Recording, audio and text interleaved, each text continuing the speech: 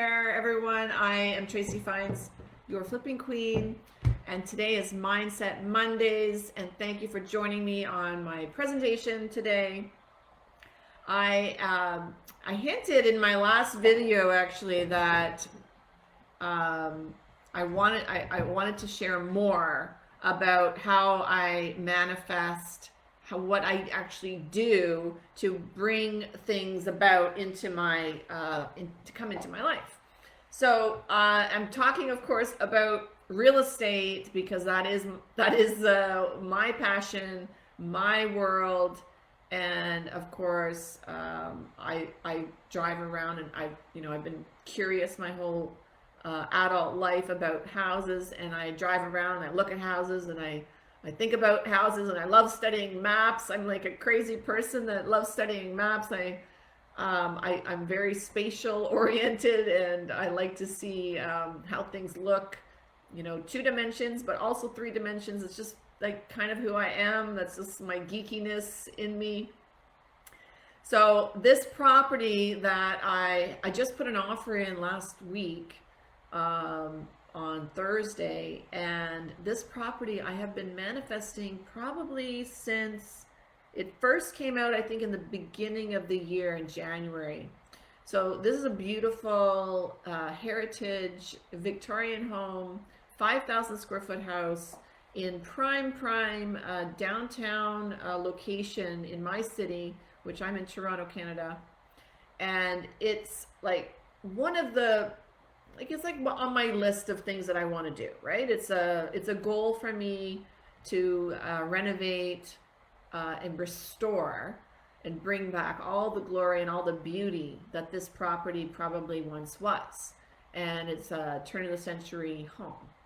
So, it's just like a real coup for me to get this project and to, have fun with it. It's like fun for me to do this. Like I have said over and over and over again, many times, this is my passion, this is what I love to do.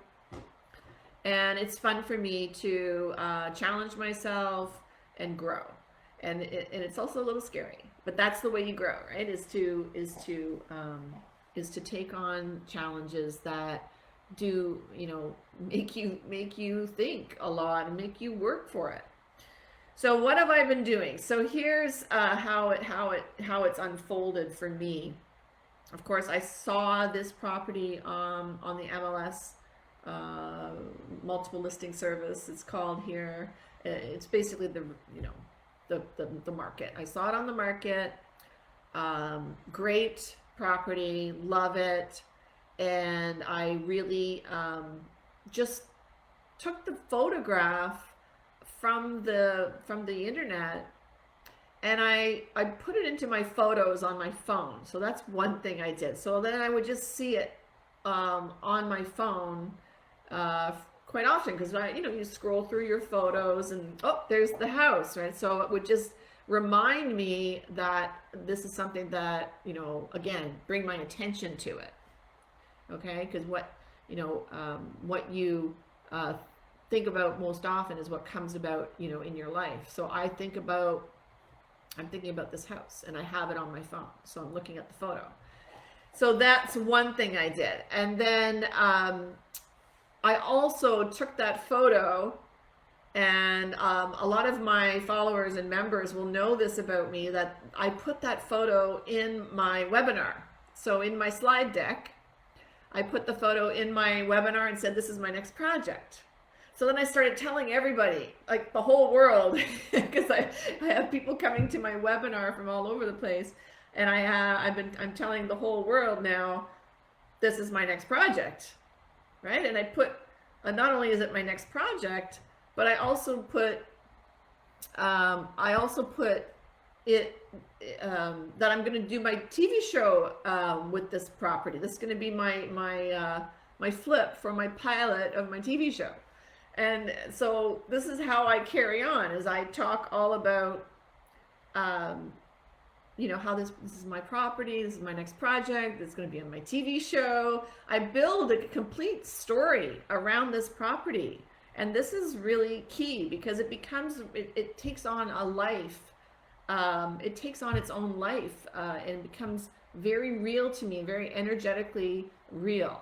And then I start to visualize, of course, what the property will look like. So I know it's going to have iron gates, iron fencing all around it. It's going to have automatic gate. It's going to, and then I see, not only do I see the finished product with a beautiful coach house and all of these really bells and whistles that it's going to have, but then I also see my signage all over the hoarding on the house. I see the construction hoarding, which protects the public from the construction site. I see it with my logo and my picture and the flipping queen and the flipping great life and all of that, all of my branding. I have it visually. It's all over the house, like all over the front of the way that the whole building looks from the curb. It's like me all over it. It's like, this is my house, right? And then it's a vacant property. So knowing that, this is something else that I did. I did a photo shoot there. I hired a photographer to take new photos for me. And I said, well, we're going to do it at my house. So I took the photographer and we met there. And we just, we did a little trespassing. Sorry. We did go on the property and I took photos, new photos for myself, for my own marketing. Took photos using the property as the background, as the backdrop. So it's in a lot of those photos as well, that you'll see, coming out eventually when I do all of my new marketing campaigns. And then I'm also, parking in front of the house, getting my car photographed in front of the house, like in front of the house that I'm looking to buy. And then I also have photographs of me walking up and down the sidewalk of the new property. Like, so it's so interesting to me how much I have basically included this property into my life. Like I just sort of eat, sleep, and breathe it practically. And I do talk about it a lot, and I do tell pretty much everybody that this is my property, this is my next flip. So it just seems to be part of my mantra as well. And in fact, when I reached out, I guess it was on Wednesday last week, I called up the real estate agent because I was ready to put an offer in. And the property has been on and off the market since January, so they haven't been able to sell it. And now it's October, it's October, whatever, 20th or whenever I offered, 22nd, I believe. So it's just not getting sold, and yet it's a beautiful property that I think has great potential, but I think a lot of people are in a fear-based mode right now with COVID. The property is very large, it's an expensive property, so it's not just for the average person to come along and do the work on. It's really for a more seasoned, experienced flipper, renovator, builder, designer, whatever you want to call it. Is many names to this business. And so when I talked to the real estate agent on Thursday, he said, oh, there's another offer in play right now, and they are in sign back, which basically means that the buyer submitted an offer and the seller didn't agree with the offer, but they changed the offer somehow, initialed it, and signed it back to them. So they basically give an offer back to the buyer and say, okay, this is what we'll consider, or what we'll accept is what this is now. That's a sign back. So on Thursday, when I called out to talk to the listing agent about submitting an offer, he said, well, it's in sign. There's an offer in play and it's in sign back. And he said, well, would you like to you know, when the if it doesn't get accepted, you know, you could potentially bring in your own offer if you want. Sorry. So so I said, okay, well, let me know what's happening. I said, well, I you know, I believe this house is for me.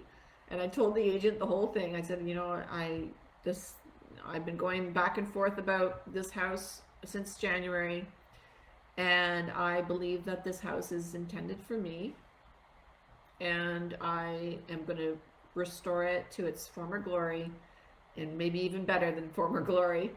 And it's going to be a fantastic project. And I'm confident that your seller and I will make an agreement for this house. And I basically told him what's going to happen, how it's going to unfold.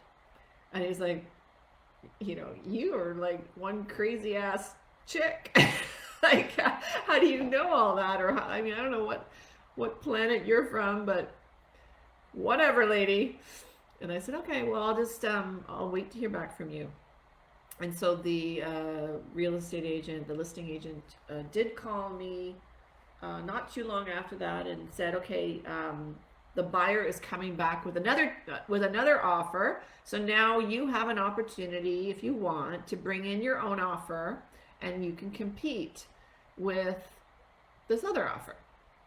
And I said, okay, I don't know, that could be like a double. I'm not sure, you know. And he says, well, what would your offer, like what kind of an offer would you put in? And he wanted me to divulge the details of my offer. And I said, oh, you know, that's a little bit of a slippery slope for me to give you that information. And he says, well, if you don't tell me, then you're probably going to just lose out, because this other offer is coming back now, and you know, you kind of need to let me know if you're going to do something or not. And I wasn't ready to say anything. And again, this is one of the qualities that I talk about being an entrepreneurial real estate investor. You need to have control of yourself. You don't go shooting off at your mouth about your deal or what your offer may be, and you don't rush and make rash decisions. So I wanted to take a moment, take some time to think about that. And I could potentially lose the property, right? If I take too long, or maybe I'll lose it, you know, if I don't tell him the details. And so I said to him, you know, I'm going to think about it. I'm not sure if I'm ready to share that with you. You know, it could work against me, right? You could use the knowledge that you have of what my offer is to push the other offer to get accepted. It's like using me as leverage, right? And I said, well, I don't like that either. I don't like the feeling of that. So I said, I'm going to think about what you said. And he said that offer is good till 6 p.m. So you have till 6 p.m. basically to tell me if you're coming in or not with a competitive offer.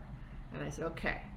And lo and behold, the universe knew apparently what I was doing, because that day at 4:30, I had a meeting with one of my coaches, and she is an amazing coach, Dr. Lise Janelle. I'm going to give her a plug because I love her to death.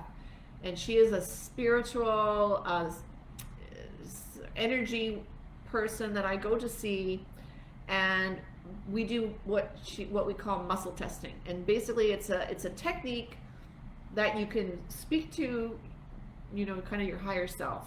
It's a little bit out there for some of you probably listening, but I believe in all of that kind of stuff. So I went to her and I said, first off, this house that I want to buy, there's already an offer in play, and the listing agent wants me to wants me to tell him the details of my offer, what they would be. And I said, I want to know what to do. So we need to ask my higher self, what's the best route for this to unfold? So the question was, and this is all based on muscle testing. So you hold out your arm, and if you're strong, it means it's